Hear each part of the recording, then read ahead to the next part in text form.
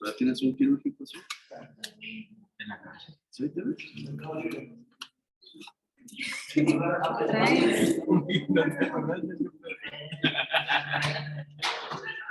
Ah, del quirúrgico. Ay, lo siento. Es el maestro de ceremonias de nosotros. Sí. Es el encargado. No, sí, Todos atrás en fila india atrás del nano. Es que yo, porque estaba con Mirandita. No especifico en el mensaje. Todos tienen uno solo, ¿no? Yo, así.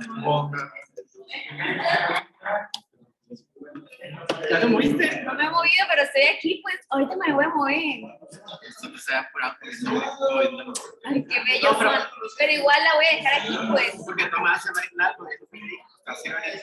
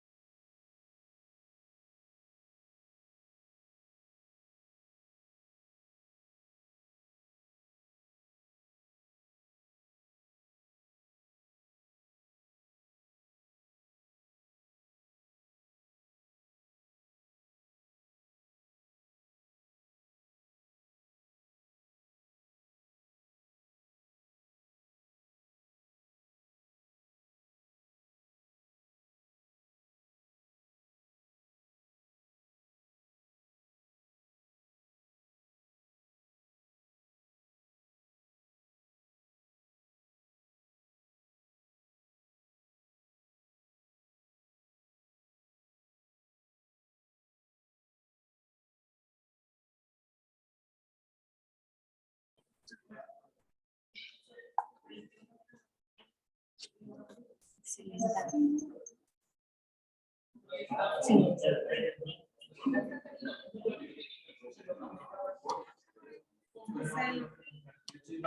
Ah, no sé.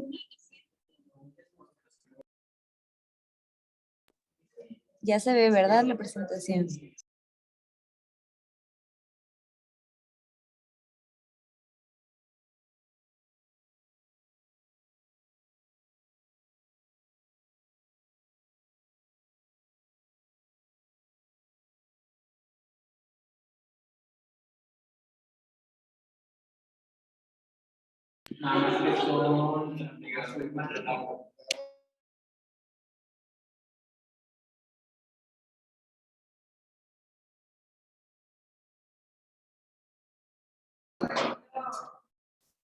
Bueno, muy buenos días. Yo soy la doctora Andrea Parra. Voy a hablarles de complicaciones endoteliales en la cirugía de catarata, acompañada de la doctora Daniela Mérida. Sé, problemas técnicos, disculpen. No, doctora. Ah. Es que aprender. Ah. ¿Está bien, entonces? Sí. Solamente que creo que van a ver moderador. No. ¿Eh? ¿Cómo lo hace para Ya está compartiendo. Ya está compartiendo, nada más que se quitó, no sé por qué. No sé qué está pasando. Listo. Muy bien, entonces hablaremos de complicaciones endoteliales durante en la cirugía de catarata. Primero, vamos a hablar un poquito. Existe suficiente evidencia como para afirmar que el endotelio es una estructura anatómica corneal de una importancia súper importante, de una gran importancia a la hora de preservar su transparencia. Entonces, las diferentes técnicas quirúrgicas para las facomulsificaciones tienen que demostrar una bondad en la preservación de la estructura del endotelio para ser implantadas en la clínica diaria. Hablaremos, el endotelio corneal tiene importancia anatómica y funcional en el mantenimiento de la córnea, de la transparencia corneal. Tiene dos funciones importantes, el cual es función de barrera, y gracias a la función de barrera tienen aniones fuertes en porciones laterales con interdigitaciones y uniones gap entre ellas, y esto va a prevenir el paso masivo del fluido al estroma corneal. Esa es la función de barrera, y la función de la bomba endotelial es regular el contenido del agua en el estroma corneal. Las células endoteliales van a consistir en un sistema de transporte de iones y van a contrarrestar la intumescencia del agua en todo el estroma. Okay. Un poquito de fisiopatología. El dióxido de carbono va a difundir al citoplasma de estas células y junto con el agua va a generar los iones de bicarbonato y va a realizar una reacción catalizada por la anhidrasa carbónica. Se ha encontrado en varios estudios que hay más de 10 aquaporinas y 5 de estos han sido descritos en el ojo. Estas aquaporinas regulan el agua en tejidos, incluido en el tejido de la córnea. Se ha encontrado que en la queratopatía bulosa y en la distrofia endotelial de Fuchs hay un descenso de la aquaporina tipo 1. Los factores de mantenimiento de barrera en bomba endotelial influyen mucho el calcio, el glutatión y otros componentes metabólicos.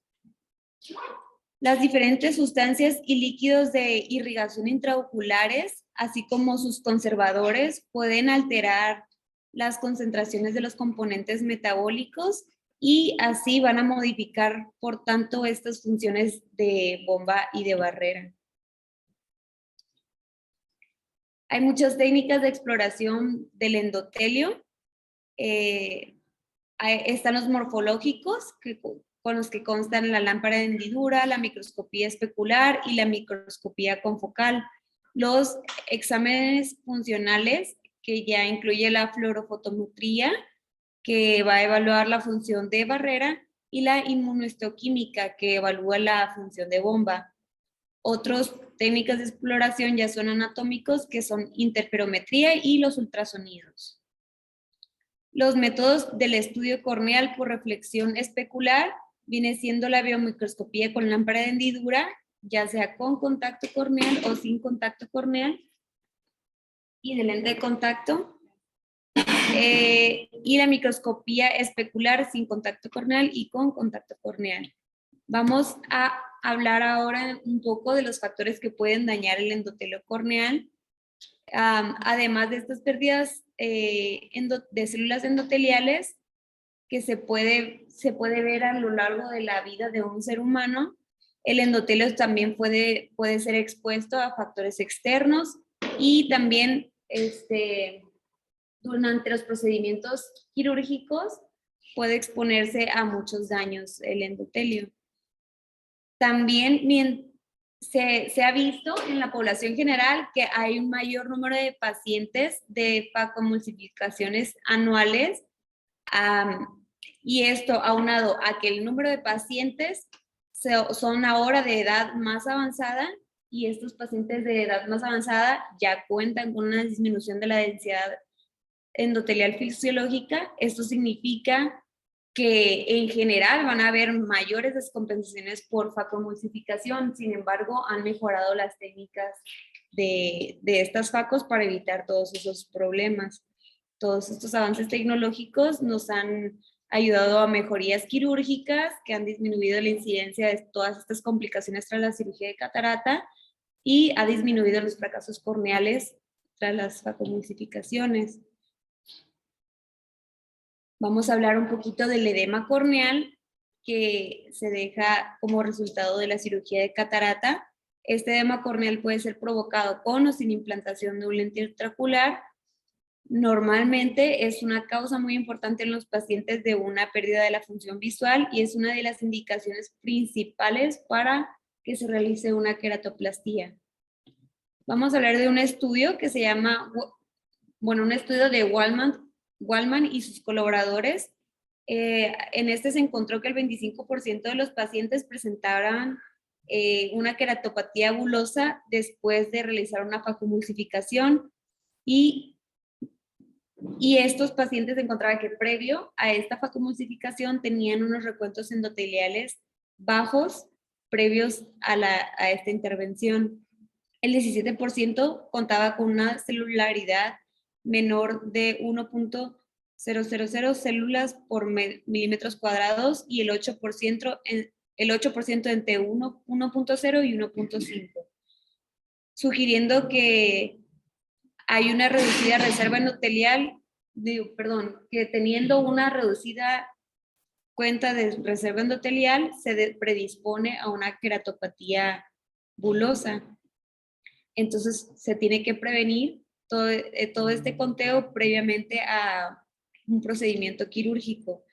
La densidad de las células endoteliales necesarias para mantener la deturgencia y la transparencia corneal, el límite se ha estudiado que tiene que estar entre 400 y 700 células por milímetros cuadrados para preservar la reserva funcional.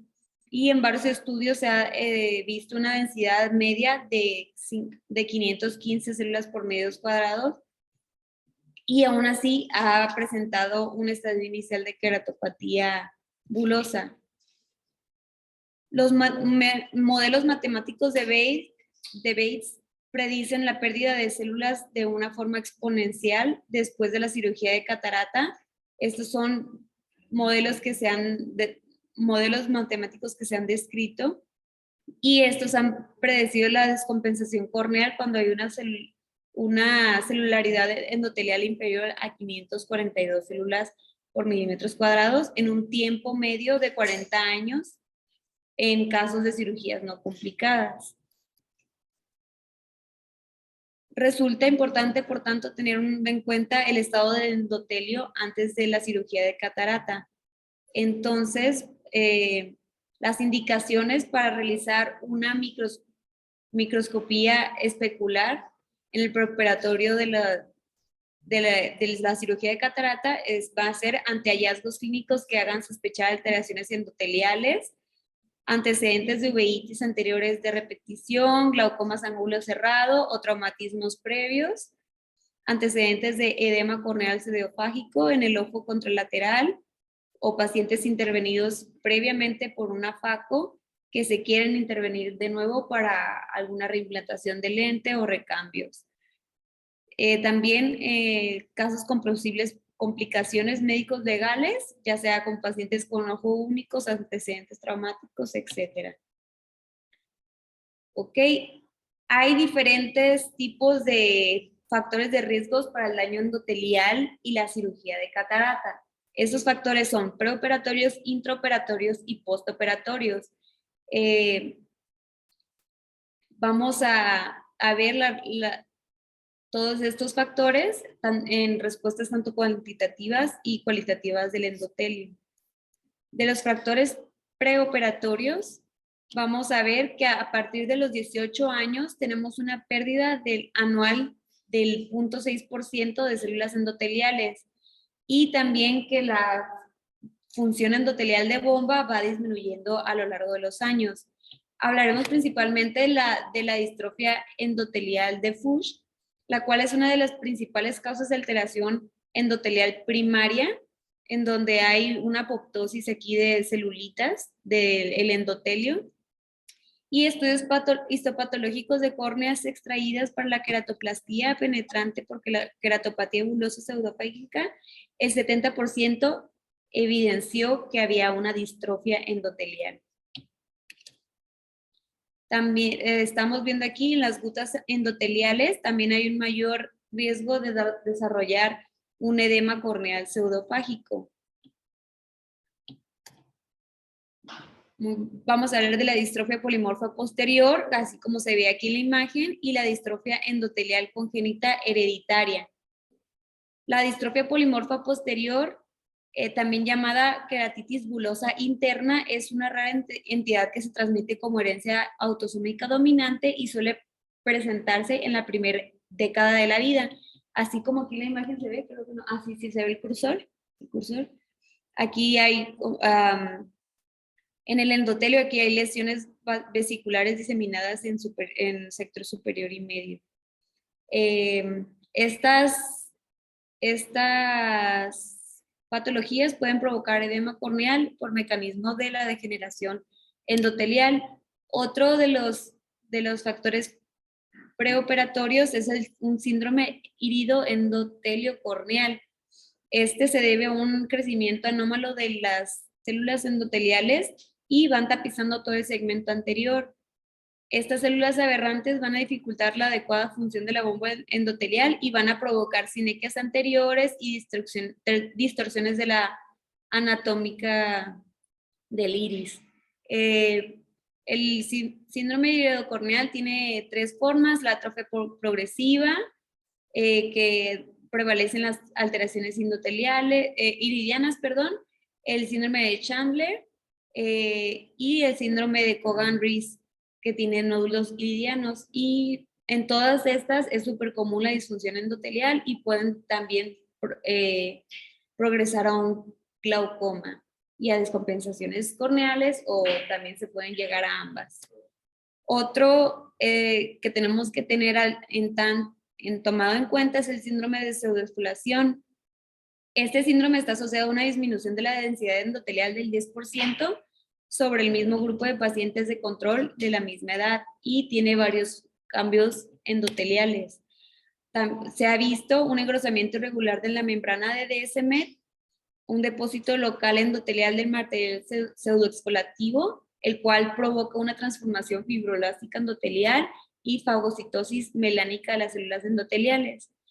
Entonces, provoca una degeneración de toda la capa endotelial.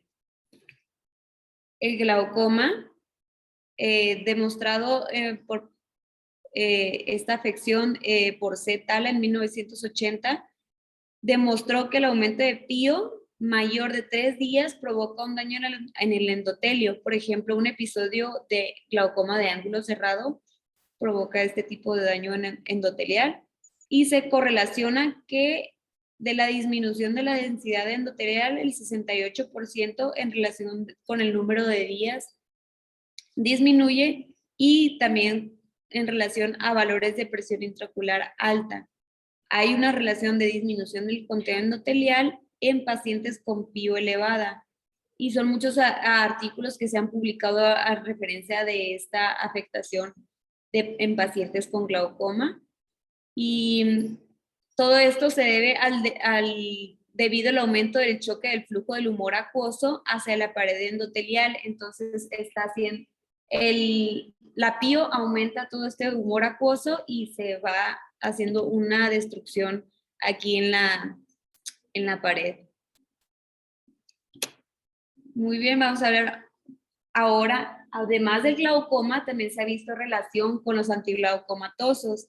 La relación de la disminución de densidad endotelial por estos fármacos, a mayor número de antiglaucomatosos aplicados, es mayor la afectación de la densidad endotelial.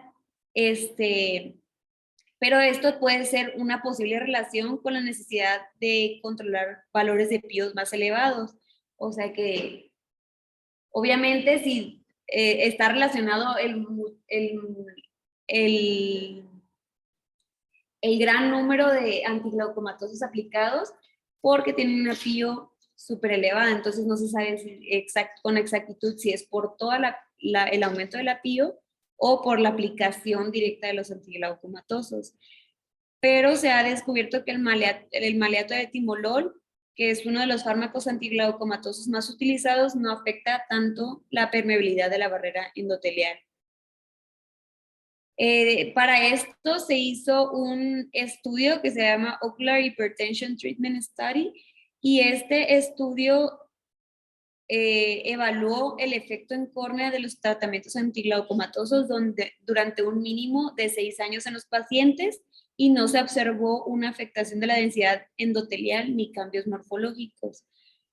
La pérdida endotelial anual era de un 0.68%, similar al 0.6% en pacientes que eran normales y que no estaban aplicándose todos esos antiglaucomatosos. Y en este estudio estuvieron incluidos todos los tipos de fármacos antiglaucomatosos. Muy bien, daños endotelial y dorsolamida. Hay varios estudios in vitro en conejo que demostraron la afectación de la función del endotelio corneal por la inhibición de la anhidrasa carbónica de las células endoteliales, y esto aumentaba la permeabilidad endotelial de la fluoresceína. Se administraron por más de un mes y esto aumentaba el grosor corneal, sugiriendo que había una descompensación corneal en pacientes que ya tenían córneas pobremente funcionales. Muy bien, la respuesta endotelial al traumatismo corneal, este también va a ser variable en función del tipo de traumatismo que tuvo el paciente. Después del trauma se evidencia un edema corneal, un edema endotelial, y posterior a la resolución se van a evidenciar cambios morfológicos endoteliales en el área que fue afectada. Cuando hay una ruptura de la membrana de DSMED, las células endoteliales se intentan rellenar el espacio entre los bordes que están desgarrados, cubriendo el estroma desnudo con células endoteliales. Sin embargo, estas células endoteliales ya van a ser aberrantes, no van a cumplir toda su función. Hay enfermedades sistémicas también que dañan el endotelio corneal, como por ejemplo la diabetes mellitus tipo 1, en el cual se van a ver aumentado el polimegatismo y el pleomorfismo sin cambios en la densidad endotelial. También va a ser frecuente el aumento del grosor corneal. Ahorita vamos a ver un poquito de la hiperglicemia y toda esta afección endotelial. La diabetes mellitus tipo 2 también tiene cambios endoteliales y están relacionados a mayor edad de los pacientes. También se encuentra en insuficiencia renal crónica, que hay aumento de polimegatismo y pleomorfismo sin afectación del recuento endotelial. Estos cambios van a ser debidos a las alteraciones en la composición del humor acuoso, porque en estos pacientes con insuficiencia renal crónica, entre los componentes de este humor, va a haber aumento de los niveles de urea y también del glutatión oxidado, y eso va a provocar todos estos cambios. Aquí les puse un esquema pequeñito de la hiperglicemia, de lo que provoca en el endotelio. La glucosa en sangre elevada va a suprimir el factor de crecimiento epitelial. Entonces se va a obtener una reducción en la proliferación de células epiteliales, va a haber un aumento en la apoptosis de estas mismas y van a afectar la cicatrización de las heridas epiteliales. Cuando hay una hiperglicemia prolongada, se va a promover una inflamación y un estrés oxidativo. Va a haber pérdida de la barrera epitelial, de la reticulización del colágeno y del estroma, y pérdida de la bomba endotelial. La inervación sensorial de la córnea, que tiene capacidad de curación y es importante la salud epitelial, va a estar disminuida también. Vamos a ver del uso de los lentes de contacto. Cuando es mayor, el uso de 2 meses provoca cambios morfológicos endoteliales importantes, y durante la microscopía especular también se va a encontrar un polimegatismo y pleomorfismos aumentados. Sin embargo, en la densidad endotelial no van a haber cambios. Estos cambios se cree que son debidos a la hipoxia provocada por el porte prolongado de los lentes de contacto.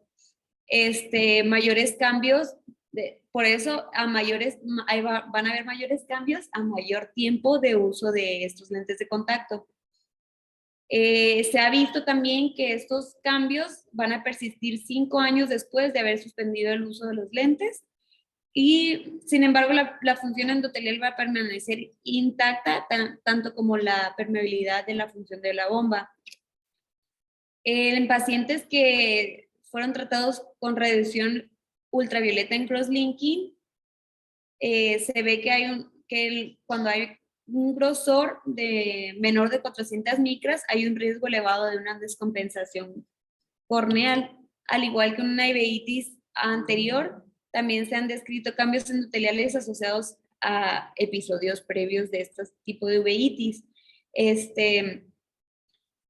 Entonces, para todos estos factores de riesgo sería interesante, por lo tanto, realizar una microscopía especular a aquellos pacientes que tengan sospecha de alteraciones endoteliales antes de planearse realizar una cirugía de facomulsificación. Entonces, ahora vamos a pasar a los factores intraoperatorios. Hay muchos factores que se han estudiado durante los años como posibles causas de endoteliales durante la cirugía de catarata. Unos factores importantes a considerar son la manipulación de los instrumentos dentro del ojito, los roces de fragmentos del cristalino contra el endotelio corneal y la implantación de un lente intraocular. Lo cual se considera un momento súper importante para la agresión endotelial, independientemente de la técnica que se utilice para tal extracción de catarata. En series donde comparan la técnica de extracción intracapsular frente a la extracción extracapsular, no se han observado diferencias significativas en la afectación endotelial, y hablaremos de una de ellas a continuación. Un estudio hecho por Matsuda observó que el análisis morfológico de pleomorfismo y polimegatismo del endotelio es el mejor indicador de daño endotelial, más que la densidad celular. En la función de barrera del endotelio va a disminuir transitoriamente después de la cirugía de faco, y a los 3 meses va a regresar a sus valores preoperatorios. Esto se ha evaluado mediante la fluorofotometría. Los valores morfológicos endoteliales van a sufrir variaciones y también se van a estabilizar 3 meses postquirúrgicos. Y Bourne observó que pacientes intervenidos de catarata presentaban pérdidas endoteliales continuas de 2.5% de densidad anual. Esto fue observado durante 10 años de seguimiento, frente al 0.6% de los pacientes que no han sido intervenidos. Por ejemplo, un paciente con una densidad endotelial de 2.200 células por metros cúbicos, en el momento de la cirugía de catarata, en aproximadamente unos 60 años después, esta densidad endotelial puede descender hasta 500 células por milímetros cuadrados, y puede presentar un riesgo alto de que este paciente evolucione a una queratopatía bulosa. En las agresiones endoteliales, los factores importantes que hay que tener en cuenta durante la cirugía son los grados de densidad endotelial, el factor del traumatismo metálico de los fragmentos de la catarata contra el endotelio, el tiempo de duración de los ultrasonidos que se apliquen con una pérdida de densidad endotelial. Se tiene que disminuir el tratamiento o bien ahorrar energía ultrasónica y mejorar la técnica para disminuir esta agresión. Las complicaciones en el otro se lo cambié, de la cirugía complicada son ruptura capsular y vitreorragia, aumentando considerablemente la pérdida endotelial, elevando estas pérdidas a 2.6 veces lo observado en cirugías que no han sido complicadas. El viscoelástico ha sido un avance súper importante en la cirugía de catarata, ya que es una barrera física contra la agresión mecánica de la manipulación de los fragmentos y el instrumental que utilice el cirujano. Este viscoelástico protege la capa de las glicoproteínas endoteliales, y principalmente los dispersivos son los viscoelásticos más eficaces en la protección del endotelio. ya que hay una mayor adherencia a la capa endotelial durante la cirugía. En estudios de microscopía electrónica se ha observado que el endotelio está cubierto por una capa de glicoproteínas. En experimentos in vitro de ojos operados por Phaco con altos flujos de irrigación, esta capa desaparece en algunas áreas, pero con los viscoelásticos dispersivos se ha notado una protección de esta capa. Durante la cirugía de facomulsificación aparecen unas burbujas de aire generadas durante este proceso. Estas son muy tóxicas para el endotelio. La fuente principal de estas burbujas de aire es la desgasificación disuelta en la solución de irrigación y se crea durante la agitación del ultrasonido. La lesión formada por esta tensión superficial entre la burbuja y la membrana de las células endotelio significa mientras más movimiento hay, va a provocar un mayor daño celular, y también los viscoelásticos al adherirse al endotelio van a bloquear estas burbujas de aire y van a proteger el endotelio de esta agresión. Entonces es súper importante la aplicación de los viscoelásticos durante las facomulsificaciones. Los radicales libres son un factor fundamental en la lesión endotelial. La formación de estos sucede en la cavitación acústica. Las burbujas de gas se van a colapsar por una disociación térmica. El vapor de agua se va a dividir entre hidrógeno y átomos de hidrógeno. Los radicales libres van a producir una toxicidad celular por afectación de las membranas plasmáticas, van a crear vacuolas intracelulares, signos de rupturas de organelas intracelulares, y su creación está en relación directa al tiempo en la que esté expuesto el ojito del paciente y a la intensidad de energía ultrasónica aplicada.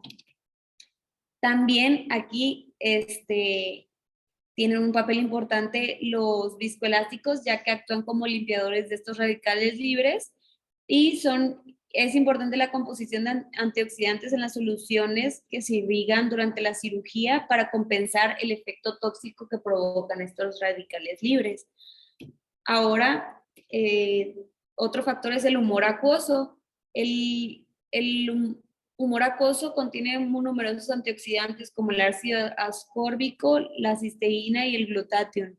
Estudios in vitro observaron que estos antioxidantes protegen la integridad endotelial. Entonces, las soluciones de irrigación que se utilizan durante estas cirugías es importante que contengan estos componentes, imitando la composición fisiológica del humor acuoso y provocando esta barrera de defensa.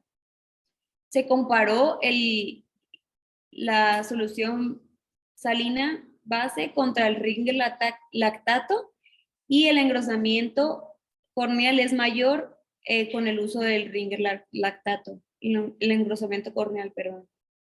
Es importante preservar los antioxidantes para evitar el exceso de volumen, ya que un flujo excesivo hidrodinámico y las turbulencias creadas en la cama anterior también pueden provocar una lesión directamente en el endotelio.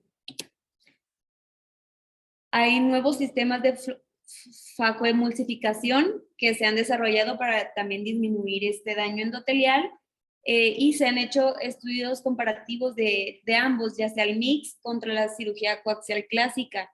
No se encontraron diferencias estadísticamente significativas en las pérdidas endoteliales en 3 meses de seguimiento, ni otras diferencias de variaciones anatómicas. También se han desarrollado nuevos sistemas de fluídica basados en pulsos de agua salina templada para emulsificar el cristalino y que mejoren las pérdidas endoteliales y que se evite tanto uso de ultrasonido. También hay dispositivos torsionales que se han parecido cambiar la eficiencia de FACO y disminuir las pérdidas endoteliales, y han habido series comparativas de 262 pacientes en cada grupo y se ha visto que las pérdidas endoteliales y el edema son significativamente menores y la recuperación de la agudeza visual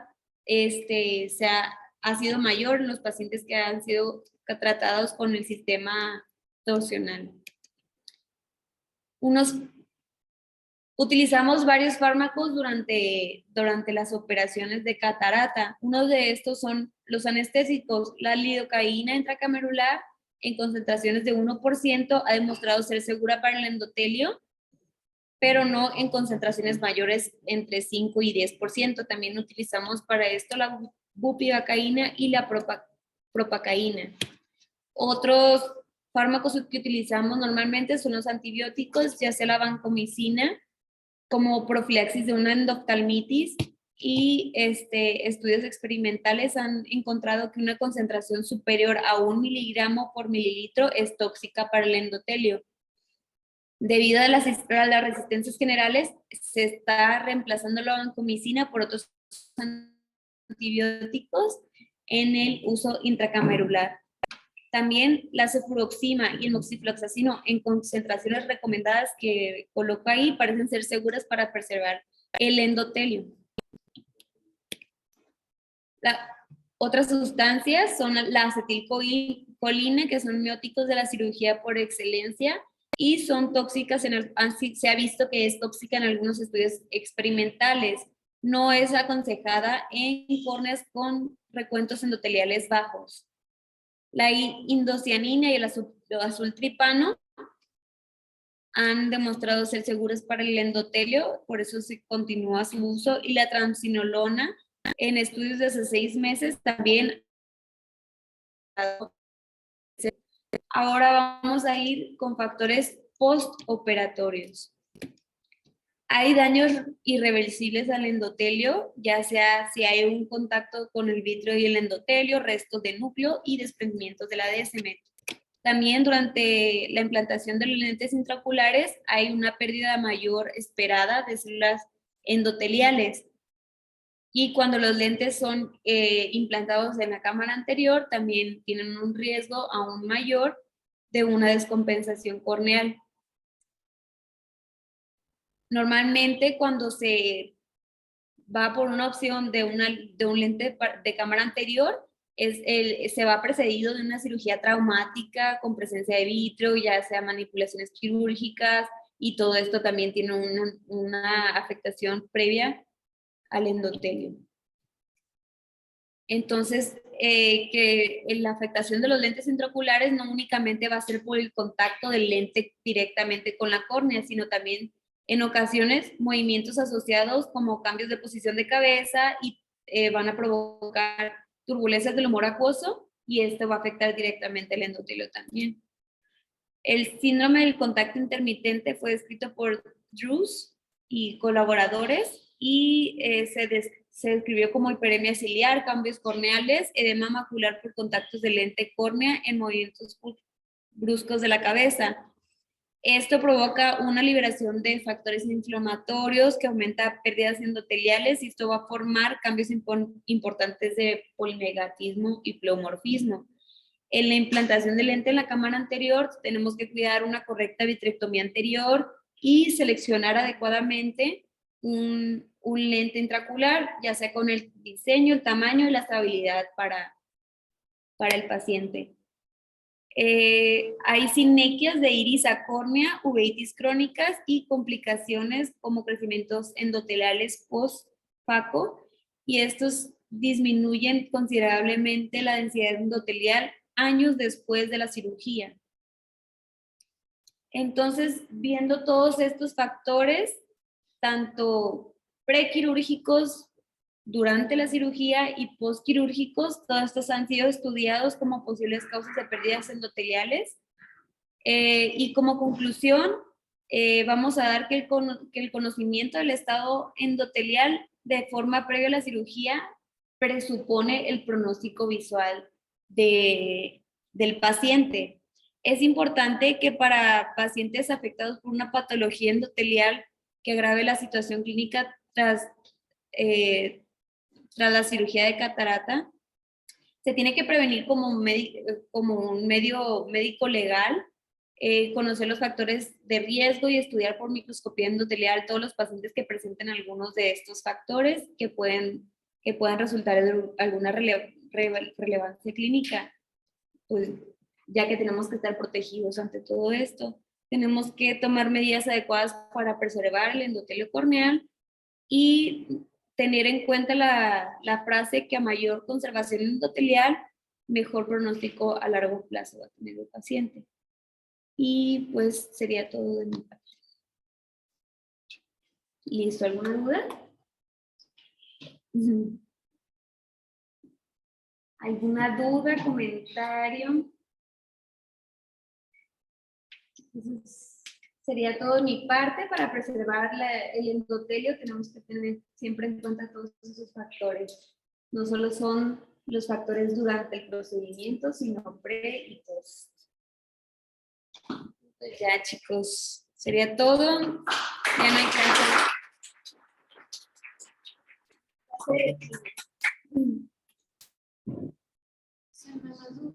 Si les quedaron claros los valores para saber si cuándo no pueden meter a un paciente a la cirugía.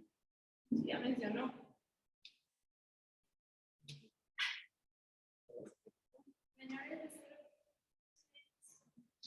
Bueno, los críticos son protecciones.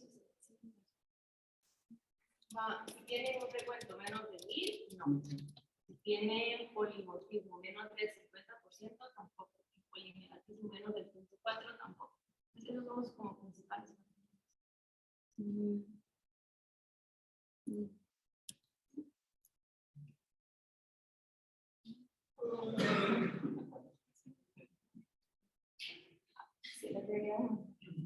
Y ahí se termina.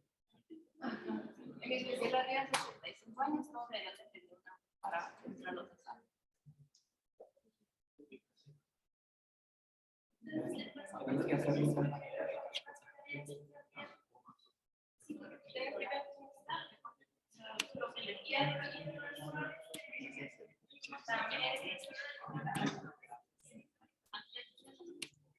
Para que sean más.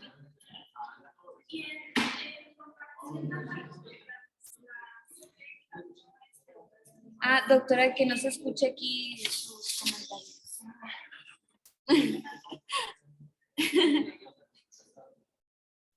Bueno, nada más comentaron aquí que no te escuchamos. Pero puedes hablar aquí.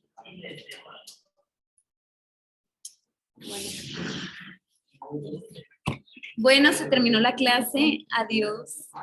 Nos retiramos. Bye.